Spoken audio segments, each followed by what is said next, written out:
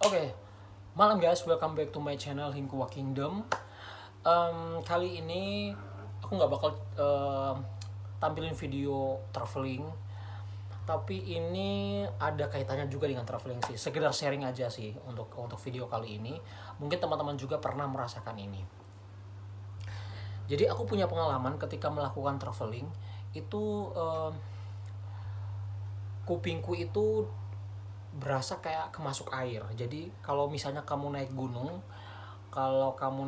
itu kan kalau tekanannya berubah, tekanannya nggak sama antara di luar sama di dalam telingamu, itu otomatis katupnya kan ketutup kan. Atau misalnya kamu naik pesawat, itu otomatis kan katup telingamu itu kan bakal ketutup.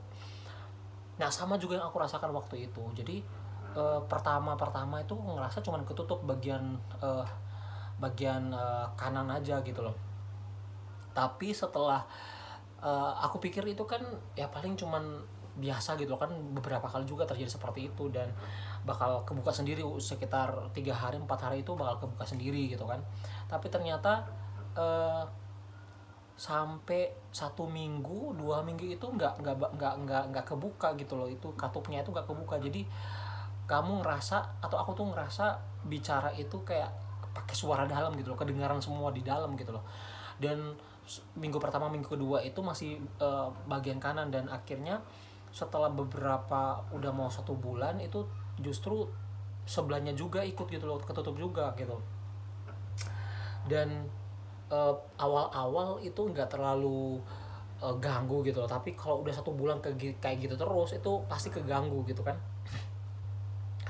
Dan waktu itu memang aku udah ngerasa sebelum 1 bulan ya, sebelum menuju 1 bulan aku tuh udah ngerasa udah parah, tapi aku tetap traveling. Waktu itu aku ingat traveling ke Pasuruan, nggak ada videonya di sini, aku nggak bikin video. Aku nggak upload di YouTube, di Facebook ya. Dan di Pasuruan itu renang juga gitu loh. Jadi aku renang di Pasuruan itu, ada di sumber mata air, sumbernya Aqua. Di situ airnya memang jernih banget gitu loh. Jadi mau nggak mau aku harus tetap renang gitu loh untuk nikmatin bawah airnya itu gitu loh yang jernih banget. Dan akhirnya setelah renang di situ itu 1 hari full aku renang terus di situ, pulang dari situ itu malah tambah parah. Jadi telinga itu tambah kayak banyak kemasuk air gitu loh. Dan sebelum berenang itu aku nggak nyadarin gitu loh kalau itu air gitu loh. Dan aku tetap menyadari bahwa bakal sembuh sendiri gitu kan. Tapi ternyata setelah pulang dari situ tuh malah tambah parah. Waktu itu kan aku ngajar ya, guru, gak terganggu sih, cuman terganggunya itu di aku sendiri gitu loh, di aku sendiri, karena semua aktivitas di dalam leher ini, di dalam mulut, kamu nelan makanan, nelan minuman, nelan air ludah, itu kedengaran semua di telinga gitu loh. Jadi berisik banget gitu loh. Dan frekuensi pendengaran juga berkurang gitu. Dan bahkan pernah yang paling lucu nih, ketika aku ngajar itu kerasa kayak ada air hujan gitu loh. Ini air hujan atau gimana sih? Maksudnya hujan di luar itu hujan apa enggak sih? Terus aku bilang kayaknya hujan gitu loh. Jadi aku pikirnya hujan, ternyata bukan hujan, itu memang karena aktivitas pernapasan yang bagian sih itu tuh kedengaran semua gitu. Jadi aku pikir itu hujan, ternyata bukan, nggak hujan memang. Nah itu terganggunya tuh di situ. Dan kalau kita bicara, kita ngomong itu kedengaran di dalam gitu loh, nggak keluar. Jadi kan kalau misalnya kamu bicara kan bunyi suaramu itu kan keluar, dan ini kan kedengaran di sini gitu loh. Nah aku tuh kedengaran semua di bagian dalam, kedengaran semua bagian dalam. Kamu pernah sih merasa seperti itu sih. Dan itu aku tuh udah parah banget, dua-dua soalnya. Kalau satu sih nggak apa-apa, ini dua-dua gitu loh. Dan akhirnya aku langsung ke rumah sakit waktu itu, di Dr. Sutomo Surabaya, karena aku searching, tanya teman-teman juga yang THT-nya paling bagus sih di Sutomo sih. Kemudian saya langsung ke sana, kemudian langsung diperiksa di bagian THT. Pertama itu dokternya itu hanya bilang kalau misalnya itu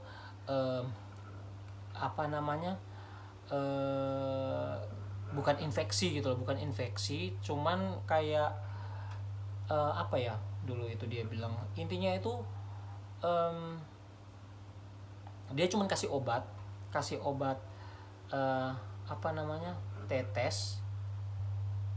Oh, dia bilang itu flu ya, karena flu. Jadi flu biasanya kalau kita flu itu pengaruh sama telinga kita juga gitu loh. Jadi kayaknya ini flu, akhirnya dikasih obat flu.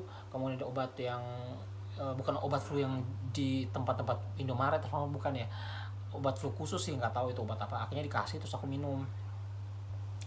Setelah 1 minggu, setelah dari rumah sakit itu 1 minggu saya minum obat itu, ternyata gak sembuh sembuh gitu loh. Jadi akhirnya saya balik lagi ke rumah sakit itu di Sutomo itu, kemudian ke dokter THT lagi dan dokter yang lain yang analisa lagi gitu loh. Dan akhirnya karena sudah diminum obat itu gak sembuh, akhirnya dokternya itu rujuk ke bagian radiologi ya, ke bagian radiologi. Radiologi itu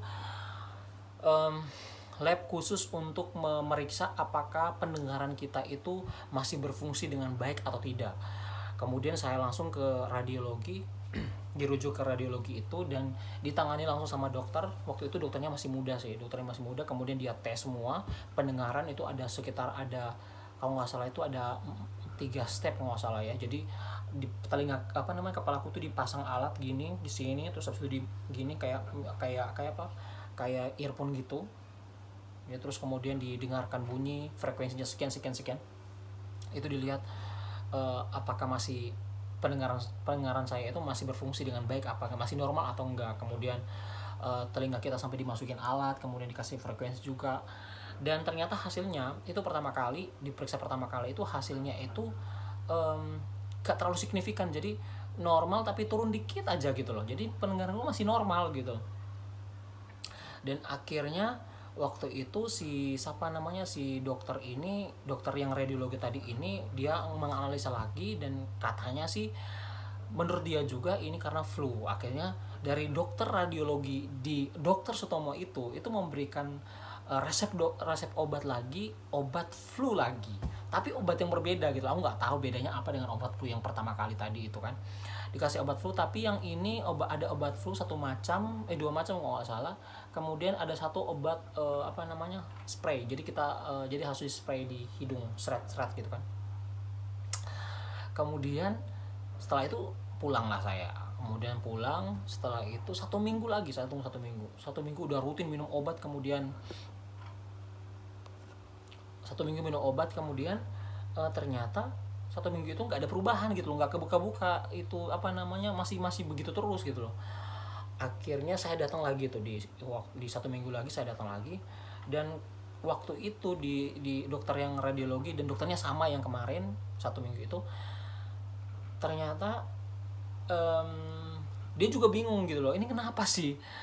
Akhirnya dites lagi. Jadi tes yang 1 minggu sebelumnya, tes pendengaran apakah masih normal apa enggak, itu dites lagi dengan yang sama. Sampai bingung gitu, sampai saya harus berdebat sama dokternya kenapa dites lagi gitu loh. Tapi dokternya pengen memastikan memastikan betul-betul apakah takutnya yang tes kemarin itu tidak akurat gitu loh. Jadi dia tes lagi di sini, dan dia pengen tahu dari 1 minggu itu apakah ada perubahan atau enggak. Saya ya udahlah, aku terserah lah ya. Akhirnya ya sudah, akhirnya berdebat terus sama dokternya itu, ngobrol gimana caranya. Dokternya itu juga bingung gitu loh, ini kenapa sampai di center dilihat bagian dalam itu, dia nggak tahu. Dan puji Tuhan banget, tiba-tiba karena mungkin dia dokter baru atau gimana ya, nggak terlalu baru banget sih, soalnya aku lihat ya dari cara ngomongnya sih udah lancar gitu loh, nggak kayak dokter-dokter yang baru masuk atau gimana sih, tapi masih tergolong muda dia. Kemudian tiba-tiba sementara bicara, tiba-tiba ada salah satu dokter, dia tuh udah tua, dokter tua, tiba-tiba lewat di situ. Kemudian dia tanya kenapa sih anak ini gitu kan. Terus si dokter yang muda ini ngomong, oh iya itu ini nggak tahu ya kenapa telinganya itu nggak bisa kebuka gitu, katupnya itu loh, itu nggak tahu, tapi nggak tahu kenapa. Akhirnya si dokter itu lihat, tahu nggak, dokter ini dia cuma lihat gini terus di center sekali aja dia lihat, itu langsung dia putuskan, katanya sih ada cairan. Jadi ada cairan yang di selaputnya, jadi di gendang telinga itu ada cairan, dan cairannya itu udah full dua-dua. Yang dia lihat itu sih cuma bagian sini sih, tapi kalau misalnya di sini juga kayak gitu berarti sama gitu loh, dan cairannya udah full.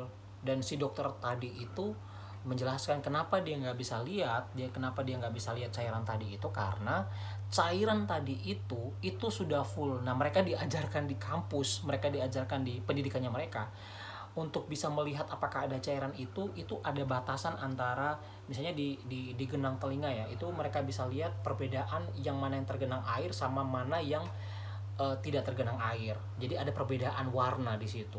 Nah, punya saya itu karena sudah full, jadi si dokter yang muda tadi ini nggak bisa lihat gitu loh. Jadi termasuk udah parah waktu itu, dan akhirnya si dokter yang tua tadi ini bilang itu warnanya itu sudah kekuningan gitu loh. Jadi itu kelihatan kok itu ada air pasti, dan itu sudah infeksi, jadi harus melakukan tindakan operasi. Kaget kan saya kan, waduh, iki gimana ini kok cuman begini tuh harus operasi gitu loh. Karena dokternya bilang kalau misalnya kamu nggak ambil tindakan operasi, ini telingamu bakal infeksi dan bakal komplikasi ke telingamu bisa bahaya gitu loh, pendengarannya bisa bahaya sih. Ya kan takut kan, akhirnya ya sudah, terus tindakannya seperti apa, maksudnya tindakannya apakah harus operasi atau ada tindakan yang lain gitu kan. Ternyata konsultasi sama dokternya itu katanya ada 2 cara. Yang pertama itu dengan tindakan operasi namanya parasintetis itu memang dioperasi kecil, jadi diiris. Yang kedua itu cara yang kedua itu dimasukin selang di bagian hidung sini sampai ke genang telinga itu, kemudian disedot airnya atau nananya itu disedot supaya berhasil. Jadi dulu itu disedot semua. Tapi aku bilang mana yang paling cepat? Nah, katanya yang paling cepat itu parasintesis tadi itu, jadi langsung sembuh gitu loh, langsung sembuh dan bisa cepat penyakit. Tapi kalau misalnya yang disedot di sini itu bisa jadi airnya nggak semuanya kesedot, bisa jadi seperti itu, dan itu lumayan sakit. Dan akhirnya aku putuskan untuk parasintetis. Nah guys, dan satu hal lagi, kenapa saya tanya sama dokter, ini kenapa sampai terjadi seperti ini, coba dijelaskan. Karena aku nggak tahu gitu loh kenapa sampai telinga masuk air. Biasanya sih saya kalau renang itu masuk air itu kalau misalnya dimasukin, kan biasa kan kalau kamu masukin air lagi terus kamu gini-giniin itu kan otomatis dia keluar. Aku nggak tahu itu secara biologinya gimana sih, itu otomatis keluar gitu, tapi ini kok enggak gitu loh. Nah, ternyata apa yang membuat sampai genang telinga saya itu sampai full dengan air itu karena sering renang itu airnya itu selalu masuk di hidung. Jadi air yang di dalam genang telinga itu masuknya lewat hidung, dan memang ada saluran dari hidung menuju ke genang telinga itu, dan airnya itu masuk dari situ. Dan aku ngerasa memang betul, jadi setiap kalau misalnya aku renang itu pasti itu ada air yang masuk, biar cuma sedikit itu pasti masuk, dan itu numpuk. Dan jeda untuk berenang itu dekat banget gitu, jadi nggak sempat kering itu udah masuk air lagi. Jadi aku baru sadar ternyata seperti itu. Dan oke, berarti aku harus kurangi renang seperti itu. Dan waktu itu singkat cerita akhirnya aku dirujuk untuk di operasi kecil namanya parasintetis waktu itu.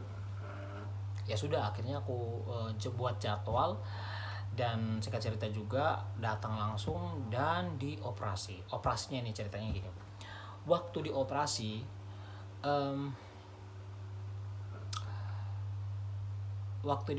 itu kayak itu sumpah sakit banget. Jadi telingamu itu dimasukin dulu bius, nggak tahu katanya dokternya tuh dimasukin bius, supaya aku mikirnya kalau dimasukin bius otomatis kan nggak sakit gitu, ternyata tetap sakit gitu. Jadi dimasukin bius dulu, kayak disemprot gitu, seret, terus habis itu dua seret, saya ditunggu sekitar 10 menitan lah, 10 menit dia bereaksi. Setelah bereaksi itu baru dimasukin kayak silet gitu, masukin intinya yang buat motong lah. Jadi gendang telinganya tadi itu, selaput telinga tadi itu dimasukin alat kemudian diiris. Nah, yang sakit, yang bikin sakit minta ampun dan aku nggak menduga itu. Aku pikir itu jadi satu kali sayatan gitu seret udah selesai gitu loh. Ternyata enggak, dipotong itu beberapa kali gitu loh. Jadi seret seret kayak laser gitu loh, seret seret. Jadi itu sakit minta ampun, sumpah sakit sumpah.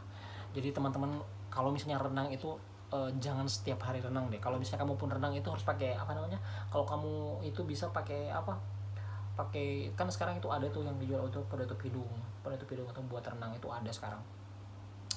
Dan itu waktu diiris itu sakit minta ampun, sampai kerasa, tahu kan genang telinga itu kalau kamu sentuh aja gitu aja kan sakit, apalagi ini diiris-iris itu loh. Sampai di otak kecil itu rasanya jadi waktu itu rasanya itu aku mau pingsan sumpah.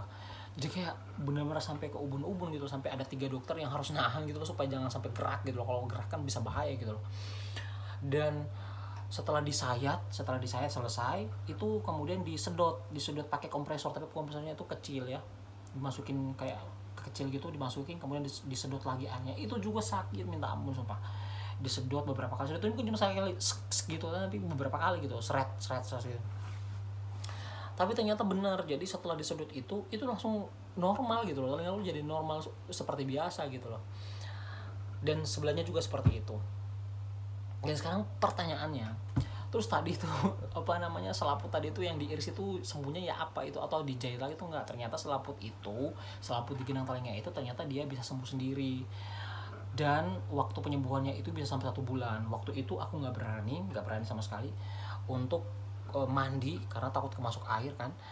Dan akhirnya setiap hari itu telingaku tak pasang kapas ya, jadi aku takut kemasukan apa namanya serangga atau gimana gitu. Setiap hari itu ini tak masukin kapas terus. Dan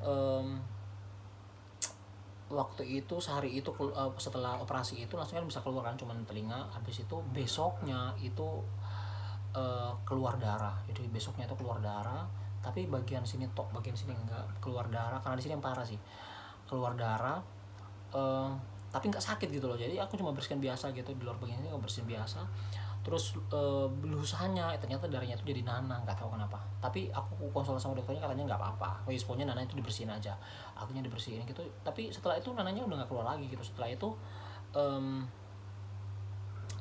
itu seingat saya sih selama 1 bulan itu aku nggak apa namanya, telingaku itu aku tutup terus pakai kapas. Waktu mandi juga itu harus ditutup, jangan sampai ada air yang masuk. Dan kalau nggak salah itu karena untuk jaga-jaga ya, aku takut kan, kita nggak tahu ini kan apakah dia sudah sembuh apa enggak, karena waktu itu aku udah nggak ke dokter lagi untuk cek apakah sudah sembuh apa enggak gitu loh.